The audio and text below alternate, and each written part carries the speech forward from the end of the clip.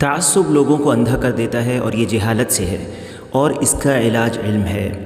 शेख सालेह अल फौज़ान हफ़िज़हुल्लाह से एक मुहाज़रा जिसका उन्वान था वला तनाज़अू फ़तफ़शलू, इसमें शेख से सवाल किया गया। فضيلة الشيخ أثابكم الله، قد وجد في هذا الزمان من يتعصب لأشخاص مع أن الحق خالفهم، والرجاء توجيه كيف ننصح هؤلاء الشباب جزاكم الله خيرا। शेख से पूछा गया कि इस ज़माने में ऐसे लोग पाए जाते हैं जो बाज़ लोगों के लिए तअस्सुब करते हैं, इसके बावजूद कि इनकी बात हक़ के मुखालिफ होती है। हम ऐसे नौजवानों को कैसी नसीहत करें? इस पर शेख का जवाब था, नंसहहुम अन्हुम यतअल्लमून अव्वलन, ما يتعصب أحد إلا للجهل جهال، فعليهم أن يتعلموا العلم النافع ويتفقهوا في دين الله وسيتبين لهم الحق إن شاء الله.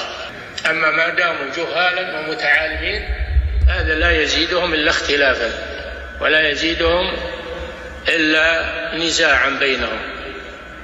نعم। शेख का जवाब था कि हम इन्हें सबसे पहले इल्म हासिल करने की नसीहत करें, क्योंकि उन्होंने तअस्सुब जहालत की वजह से किया है। ये जाहिल हैं, इन्हें चाहिए कि वो नफ़ा बख्श इल्म सीखें और अल्लाह के दीन की समझ हासिल करें। इससे इंशाअल्लाह इनके लिए हक़ वाज़ेह हो जाएगा।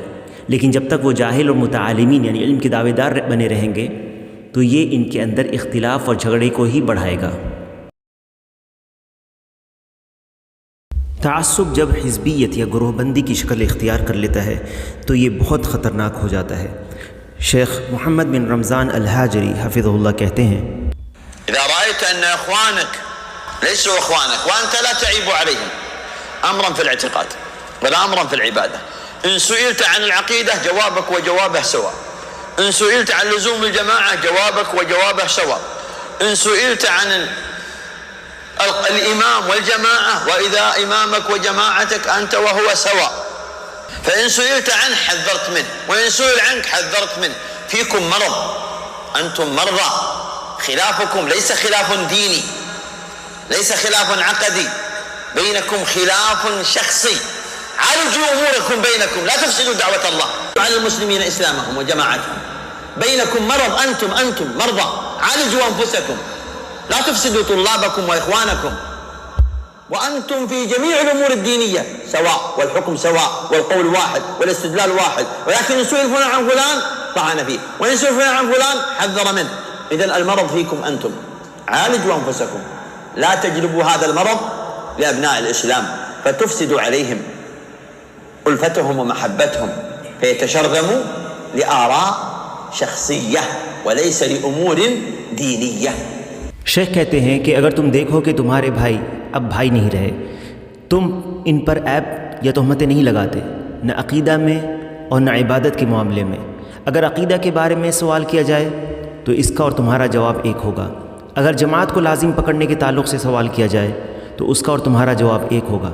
अगर इमामत और जमात का मसला पूछा जाए तो तुम्हारा और उसका जवाब एक होगा। फिर अगर तुम्हारे बारे में उनसे पूछा जाए तो वो तुमसे तहज़ीर या आगाह करें, और अगर तुमसे पूछा जाए तो तुम उससे आगाह करोगे। तुम्हारे अंदर बीमारी है, तुम बीमार हो, तुम्हारा इख्तिलाफ दीनी इख्तिलाफ नहीं है और ना ही ये अक़ीदे का इख्तिलाफ है, तुम्हारे दरमियान ज़ाती इख्तिलाफ है। अपने मामलात का ख़ुद इलाज करो, अल्लाह की तरफ दावत में फ़साद मत पैदा करो। मुसलमानों के बीच इनके इस्लाम और जमात में फ़साद मत पैदा करो। तुम्हारे दरमियान ये बीमारी है, तुम आपस में इसका इलाज करो। अपने तुल्लाब और भाइयों में फ़साद मत मचाओ, जबकि तुम अपने तमाम दीनी उमूर में एक जैसे हो। इनके हुक्म के ताल्लुक़ से भी एक हुक्म मानते हो, कौल भी एक है, तुम्हारा इस्तिदलाल भी एक है। इसके बावजूद एक दूसरे के बारे में पूछा जाए तो तुम एक दूसरे से आगाह करते हो। ये बीमारी तुम में है, इस बीमारी को मुसलमानों में मत फैलाओ कि तुम इनके बीच उल्फत और मोहब्बत में शिगाफ पैदा करो और फसाद मचाओ अपनी ज़ाती राय के लिए, ना कि दीनी मामले की वजह से। حتى يصل الحال أن يقف قائم على باب المسجد فيطرده من صلاة الجمعة أن لا يصلي مع المصلين. هذا يدل على ماذا؟ على أن الأمر آل إلى أمر آخر أشد وأخطر في الطرد عن بيوت الله والمساجد. نعوذ بالله من هذا الحال. ألا فلينتهين هؤلاء عما هم عليه فهم يسيرون في طريق لا يرضي الله وليس هو سنة رسول الله صلى الله عليه وسلم، إنما طريق من يحب الفرقة والشرذمة، فليس هذا اعتقاد أهل السنة.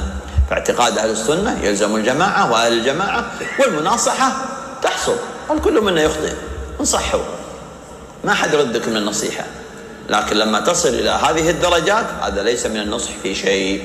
शेख कहते हैं हाल तो यहाँ तक पहुँच चुका है कि एक शख्स मस्जिद के दरवाज़े पर खड़ा हो जाता है कि अपने मुखालिफ को मस्जिद में जुमा से रोकें कि वो नमाजियों के साथ जुमा की नमाज अदा न कर सके। इससे क्या पता चलता है?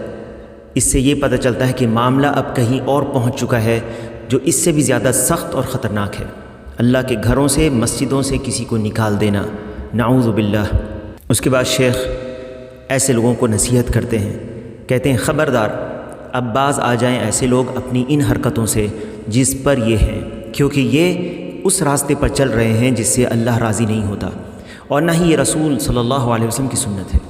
ये रास्ता तो उनका है जो तफ़र्क़ा और तोड़ना चाहते हैं, और ना ही ये अहले सुन्नत का अक़ीदा है।